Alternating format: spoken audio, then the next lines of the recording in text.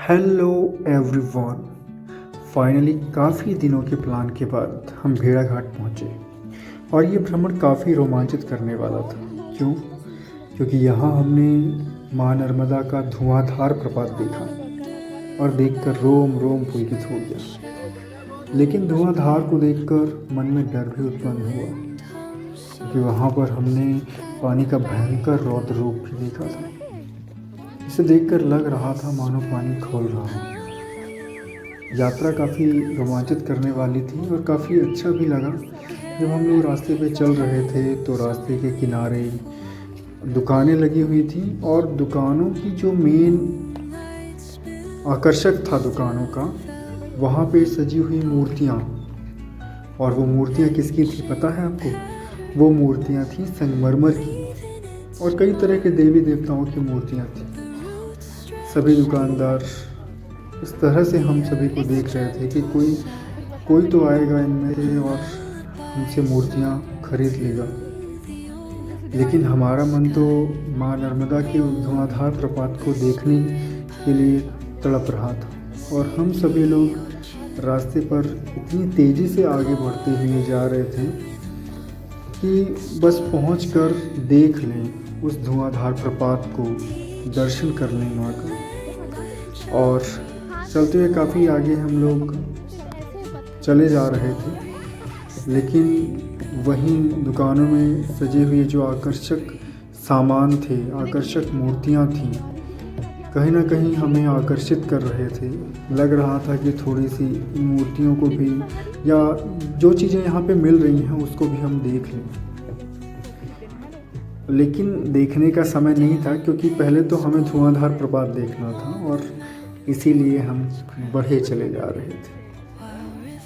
कभी इधर देखते कभी उधर, लेकिन आगे तो हमारे मुकेश सर थे, उन्हीं को फॉलो करते हुए हम लोग भागे जा रहे थे। दरअसल ये मेरा एक तरह से पहला ही अनुभव कहा जाएगा, क्योंकि इस समय मैं काफ़ी अवेयर हूँ कहाँ पे क्या चीज़ है वो देख पाने के लिए, समझने के लिए। भीड़ काफ़ी वैसे कम थी, क्योंकि हम लोग जब भीड़ होती है उस समय को छोड़कर बाद में गए हुए थे, तो मतलब काफ़ी अच्छा लग रहा था। ना ज़्यादा भीड़ थी और कुछ भी नहीं था। माँ के दर्शन भी प्राप्त हुए। हमने बाज़ार वहाँ पे जो लगती है उसको भी घूमा, तरह तरह की जो चीज़ें मिलती हैं उनको भी देखा और कई सारे हमारे जो साथ में गए हुए थे उन्होंने उन चीज़ों को ख़रीदा भी। और इसी तरह हम लोग चले जा रहे थे कि कब धुआंधार प्रपात हम देख लें। मन में एक उद्वेग था और फाइनली हम लोग पहुँचे और देखकर तो इतना डर लगा। इतना तेज पानी का प्रवाह हो सकता है, जैसे देख के ऐसा लगता है जैसे पानी खौल रहा हो, पानी उबल रहा हो। क्योंकि अभी तक हमने तालाब का पानी देखा था या ऐसी नदी का पानी देखा था जो थोड़ा शांत बहता है, लेकिन यहाँ पर तो देख के अंदर बेचैनी से होने लगी। इतना रौद्र, इतना तेज प्रवाह, कोई भी बह जाए एक क्षण में। और चारों तरफ ऊंची ऊंची चट्टानें जो और उस दृश्य को मनोरम बना रही थी। वैसे सही है, जिन चीज़ों में मनोरमता होती है उन चीज़ों में कहीं ना कहीं डरावनी उनकी सूरत भी होती है। जो चीज़ें जितनी अच्छी होती हैं कहीं ना कहीं वो उतनी ही खतरनाक भी हो सकती हैं। जैसे आप जंगलों की बात करें, जंगल भी काफ़ी अच्छे लगते हैं, नदियाँ भी काफ़ी अच्छी लगती हैं, समुंदर भी काफ़ी अच्छा लगता है, लेकिन कहीं ना कहीं वो खतरनाक भी है। आप गिर जाएंगे, आप जंगल में चले जाएंगे तो खो जाएंगे, परेशान हो जाएंगे। और देखिए यहाँ पे जो मार्केट थी ना, ये और मार्केट का जो विशेष आकर्षण था वो वहाँ पे बनी हुई रखी हुई संगमरमर की मूर्तियाँ थी। और लगभग सारा सामान संगमरमर का ही था और कुछ ऐसी चीज़ें भी रखी हुई थी जैसे जो यात्री आते हैं तो खा सकें। वहाँ पे पेड़ भी था, वहाँ पे फल भी थे, है ना। यहाँ पे देखिए कई तरह की मूर्तियाँ हैं और हम सभी इन चीज़ों को देखते हुए आगे चले जा रहे थे। और मतलब मार्केट वहाँ पे काफ़ी अच्छा था, ठीक था। और उसके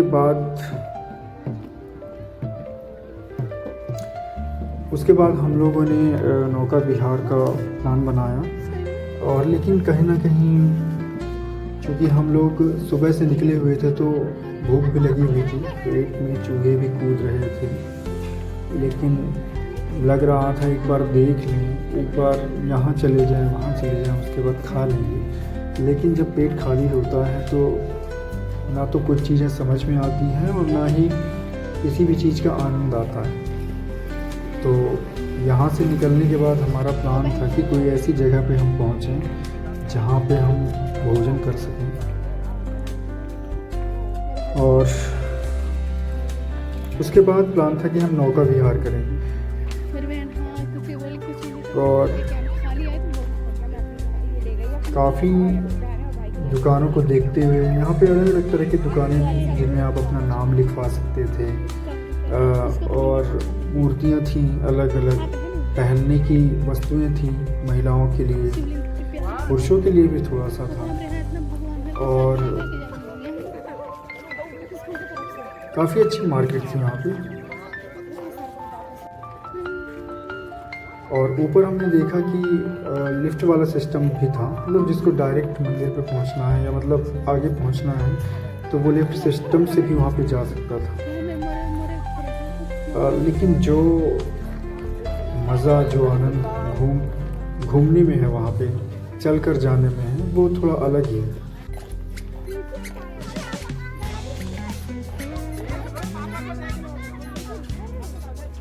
चश्मे भी वहाँ पे दिख रहे थे और खिलौने भी बच्चों के लिए थे, थालियाँ भी थी और मूर्तियाँ भी थी। और इन सब चीज़ों को देखते हुए समय का थोड़ा सा अभाव तो था ही, लगता था थोड़ा सा ठहर जाएं, लेकिन समय हमें ठहरने ही नहीं देता था।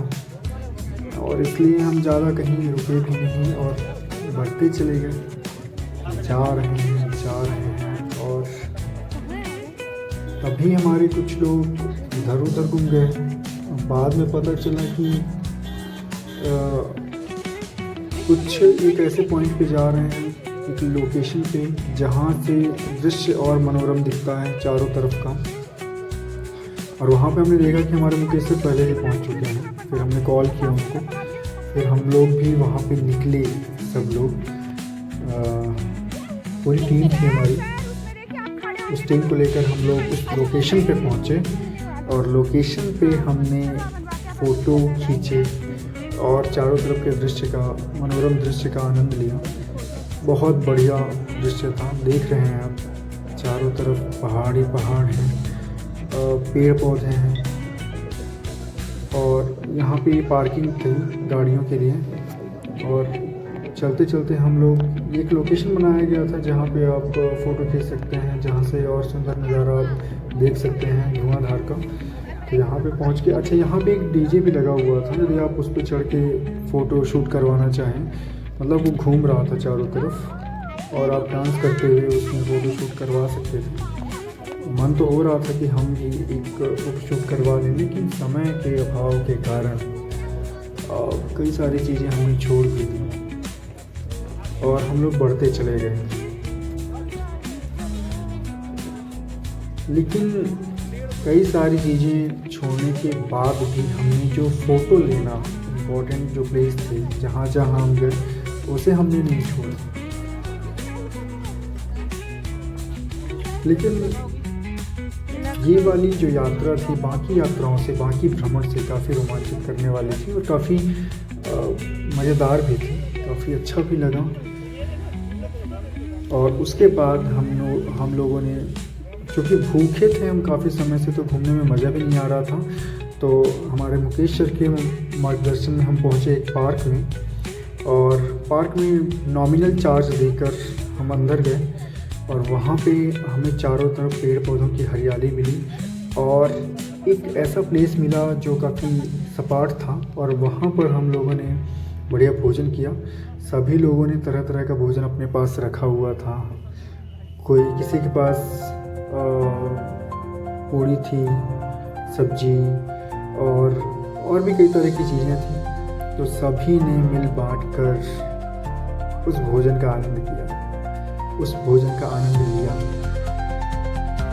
लेकिन रियल में कहीं ना कहीं एक बात तो है, जब आप अकेले भोजन करते हैं और जब 4 लोग मिलकर आपके साथ भोजन करते हैं तो उस भोजन का आनंद कई गुना बढ़ जाता है और एक मानसिक शांति या एक सुखद अनुभूति मिलती है। और पार्क भी काफ़ी बढ़िया था, काफ़ी सारी चीज़ें थी यहाँ पे, झूले भी लगे हुए थे, स्केटिंग था, फिसलने का था और मतलब आप पार्क में मतलब टाइम पास आप बहुत आसानी से बहुत अच्छे से कर सकते हैं। तो खाने के बाद जो हमारे साथ में जो स्टूडेंट्स थे उन लोगों ने पार्क को खूब एंजॉय किया, झूला झूला और साथ में और कई सारी चीज़ें जो एक्टिविटी वहाँ पे कर सकते थे उसे भी की और काफ़ी खुश नज़र आए। काफ़ी उनके आनंद का तो ठिकाना ही नहीं था, सभी मुस्कुरा रहे थे और हंस रहे थे, खिलखिला रहे थे और हमें तो देख कर ही काफ़ी अच्छा लग रहा था। और तो खाने के बाद जो थोड़ा सा ये रहता है कि पेट भर गया, आप थोड़ा आराम कर लें, तो ये चीज़ें करने के बाद जो एक्टिविटी हमने यहाँ पे की उसके बाद जो पेट थोड़ा सा ज़्यादा भर गया था वो थोड़ा सा कम हुआ और हमारा प्लान जो नेक्स्ट लोकेशन पे जाना था वो था नौका विहार। और हम लोग पहुँच गए नौका विहार के लिए और यहाँ पे हमें पता चला कि जो पहले यहाँ पे चला करता था एक सिस्टम कि आगे सीधे नाव में बैठ जाओ, वो थोड़ा बदल गया था और जो चार्ज लगता था पहले वो भी उससे ज़्यादा हो गया था चार्ज। अब आप काउंटर पे आपको रसीद कटाना पड़ता है और उसके बाद आप जो नाव आती है उसमें बैठ सकते हैं। तो ये भी मेरा एक्सपीरियंस फर्स्ट टाइम था जो मैं पूरे मनोवेग के साथ कर रहा हूँ और काफ़ी मज़ा आया, काफ़ी अच्छा लगा। और बैठने के साथ हम लोगों ने सेल्फी ली, हम लोगों ने छोटे छोटे वीडियो बनाए और अरे यही जब अपन काफ़ी आगे निकल जाते हैं तो यही वीडियो देखकर हमें उन पुराने पलों की और जो हमारे साथ उनकी याद आती है और हम उस पल को पुनः जी लेते हैं। फोटो आप पुराने देखिए, वीडियो देखिए तो कहीं ना कहीं वो पल जीवंत होते हैं, आपके नज़रों के सामने वो सारी चीज़ें होने लगती हैं कि किस तरह से वहाँ पे हम लोगों ने बहुत एंजॉय किया था। और रियल में नाव पे बैठना, उसके बाद पानी पे भ्रमण करना, कहीं पे चढ़ना इतना रोमांचित करने वाला अच्छा लगा। और इसी में एक गाइडर जो मतलब बढ़िया हंसाते रहे, बढ़िया पता नहीं कुछ भी क्या हो रहा है। हर एक लोकेशन का ऐतिहासिक जो उसका वर्णन वो करते रहे ऐतिहासिक संदर्भों के साथ, उससे और हमारा जो भ्रमण था नाव वाला वो और ज़्यादा खास हो गया। और वहाँ पर हमने लगभग आधा घंटा तो अलग अलग गाइडर जो हमें बता रहे थे कि अलग अलग वहाँ पे चट्टानें हैं, कोई संगमरमर की चट्टान है, कोई पिंक चट्टान है, कोई गोल्डन है, कोई ब्लैक है, इस तरह की चट्टानें और चट्टानों पे बनी हुई जो प्रतिबिंब हैं, जो आकृतियाँ हैं, उनको दिखा के उनकी ऐतिहासिकता से हमको परिचित करा रहे थे। और उनके बोलने का जो तरीका था ना काफ़ी मज़ेदार था, काफ़ी हंसते हुए हम लोगों ने वो यात्रा की। वो 15-20 मिनट नाव वाले कैसे गुजर गए पता नहीं चला। और काफ़ी वहाँ पे हम घूमते हुए हम वापस आए और हमारा नेक्स्ट प्लान था कृष्णा। उसके बाद हमें ग्वारीघाट भी जाना था, लेकिन समय कम होने की वजह से हम वहाँ पे नहीं जा पाए। रात में फोन चलाते आपसे क्योंकि समय पे हमें घर भी पहुँचना था, अपने गंतव्य स्थल पे पहुँचना था। तो नाव में बैठे बैठे हमने कुछ महत्वपूर्ण सीन जो वहाँ पे थे, जो दिख रहे थे नाव से, तो हमने कैमरे पे कैद कर लिया। और रियल में काफ़ी मनमोहक थे, काफ़ी अच्छे थे। शादी होती है, किसी होटल को बुक करते हैं, दूसरी बार आते हैं, धर्मशाला ढूंढते करते हैं। जब इसे बोर्ड वालों को इस तरह से नाव की यात्रा करते हुए हम लोगों ने देखा वहाँ पे कई तरह की नाव चल रही थी, कई सारे लोग आ रहे थे, जा रहे थे।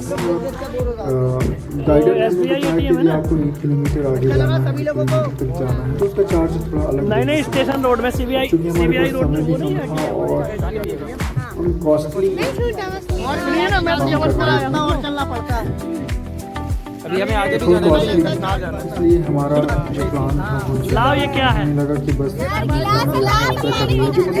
हमारा मेन मकसद था कि नाव पे बैठना, नाव का विहार करना, निकल गया। अब आधा किलोमीटर ही सही हमारे लिए इनफ था, क्योंकि हमें समय भी देखना था और अगले लोकेशन भी पहुंचना था।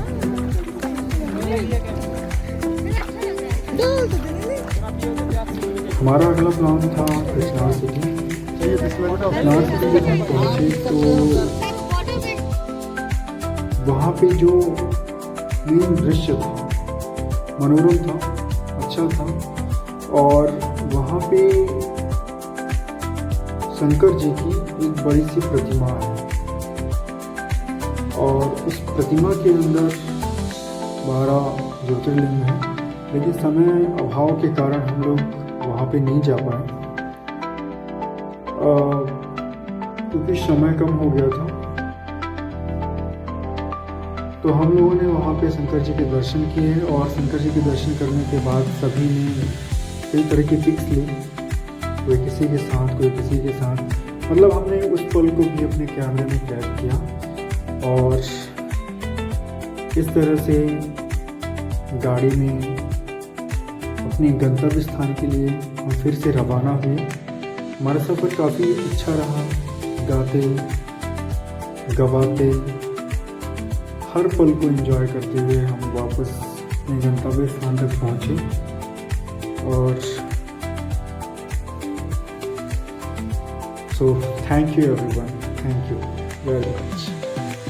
नेक्स्ट भ्रमण में हम जहाँ भी जाएंगे उसका भी वर्णन कुछ इस प्रकार से करेंगे कि जब आप वहाँ पे पहुँचे तो निश्चित रूप से आपको उसका जो एक आनंद है वो प्राप्त हो। तो अपना और अपनों का ख्याल रखिए, घूमते रहिए, हर पल को बिंदास एंजॉय करिए, उस पल को खुशियों के साथ बिताइए, खुशियों के साथ जिए। So thank you very much.